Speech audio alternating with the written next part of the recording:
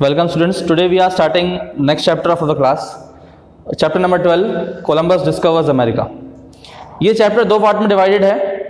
First जो chapter number 12 है और चैप्टर नंबर 13 इसमें सेकंड पार्ट आपको मिलेगा. तो यहाँ पे हम स्टार्ट करेंगे इस चैप्टर को. Columbus discovers America. In the 15th century, European seamen were trying to find a sea route to India.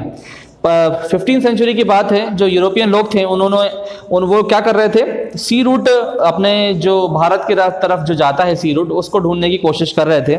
Portuguese ships tried sailing down the west coast of Africa with the hope of finding a sea route around the continent.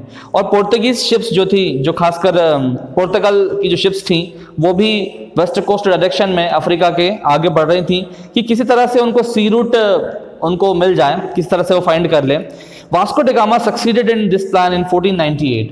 और जैसा कि मालूम है, fill in the blanks में भी पूछा जाता है, वास्को डी गामा ने 1498 में इस प्लान को सक्सेसफुल किया था. Earlier, a Genoese sailor named Christopher Columbus came up with the new idea. उसके बाद में एक सेलर था, Genoese sailor, जिसका नाम था क्रिस्टोफर कोलंबस. उसने भी एक आइडिया लेकर आगे आया.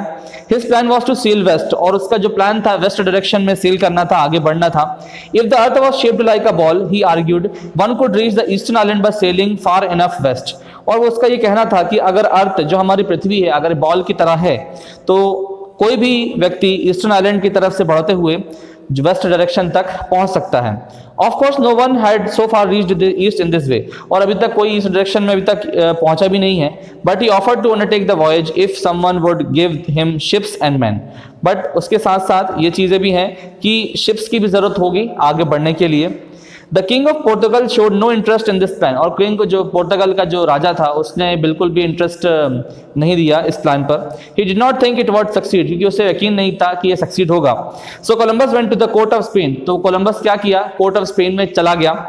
और then he persuaded the king and queen of Spain to give him ships. और उसने वहाँ पे स्पेन के राजा से उसने मांग रखी कि मुझे शिप्स दी जाए और शिप्स से मैं अपना काम को कर सकूं. He was given 3 ships and asked to get them ready in the port of Palos. और उसको 3 शिप्स दी गई जो स्पेन के राजा थे उन्होंने. और उसने उनसे ये कहा गया कि जल्दी से जल्दी आपको आगे बढ़ना है और पैलोस तक, पोर्ट तक पहुंचना है.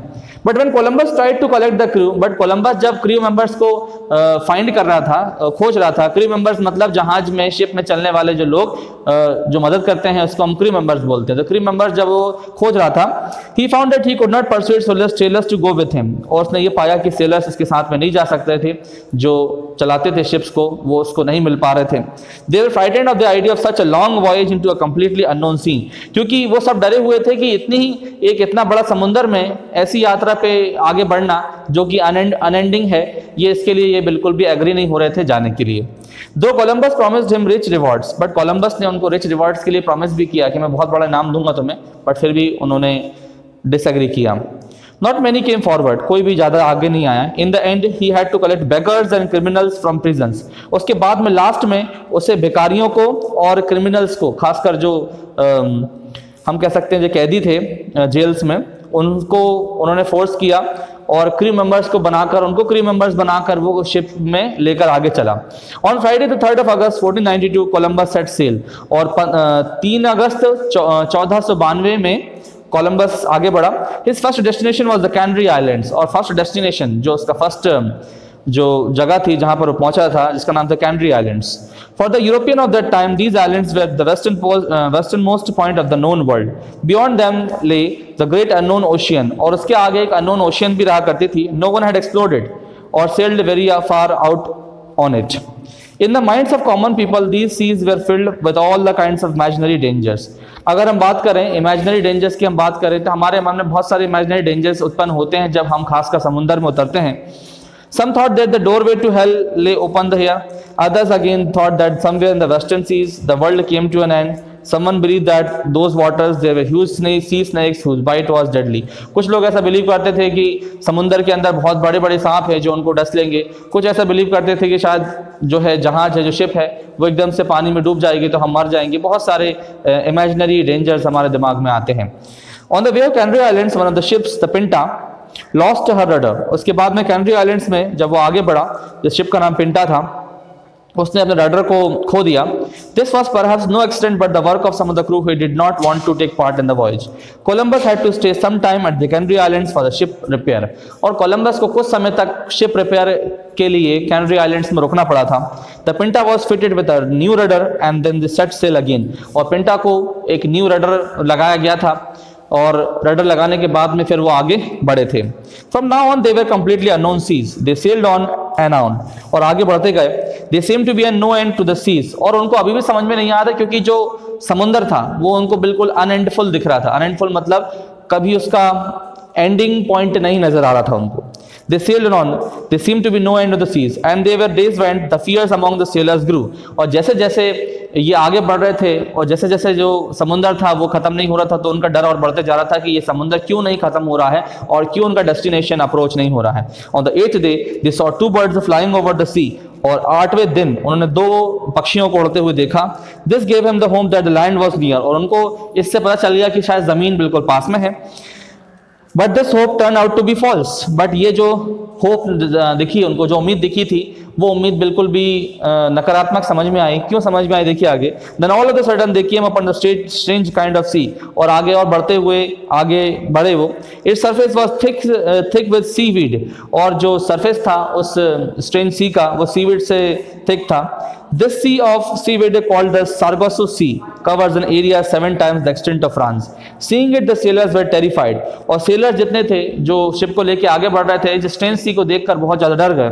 But when they saw the ships cut their way through the seaweed easily, they took heart again. But soon something happened which caused even greater terror. But कुछ समय बाद एक ऐसी चीज़ भी हुई इस strange sea को देखने के बाद में जो और डेंजर उत्पन्न कर दी। The needle of the compass which should point north was now pointing northwest. जो needle था कंपास का जिसे पॉइंट नॉर्थ डायरेक्शन में करना था वो नॉर्थ वेस्ट डायरेक्शन में पॉइंट कर रहा था। When this was observed, the crew demanded that the ship should immediately turn back home. और जैसा ये चीज़ें होने लगी तो शिप के क्रू मेंबर्स ने बोला कोलंबस से कि नहीं, तुमको अब शिप्स को वापस घर तरफ मोड़ लेना चाहिए क्योंकि इसका कोई रिजल्ट निकलने नहीं वाला है, ऐसा उसने बोला। Columbus however would not agree. Columbus agree नहीं हुआ।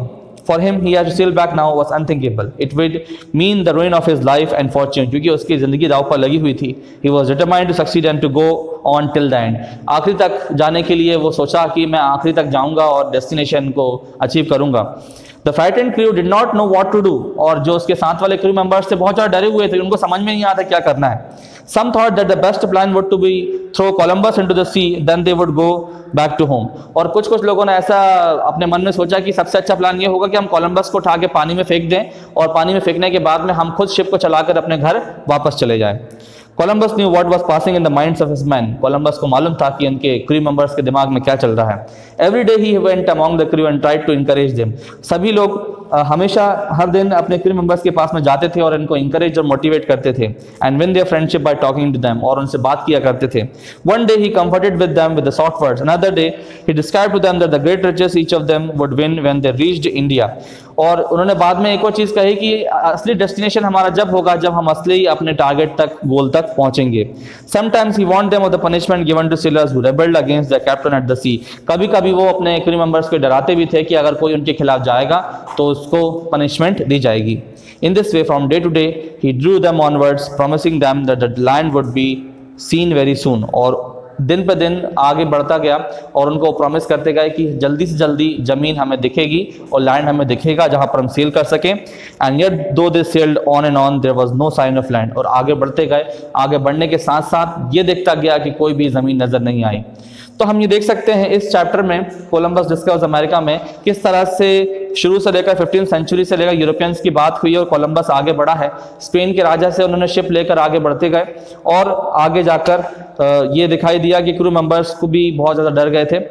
तो इसका एक और पार्ट है जो इसका नेक्स्ट चैप्टर में, चैप्टर नंबर 14 में कोलंबस डिस्कवर्स अमेरिका, सेकंड में इसका जो नेक्स्ट पार्ट है वो हम लेकर आएंगे आपके लिए। टिल देन आप देखें इस वीडियो को। Till then keep watching.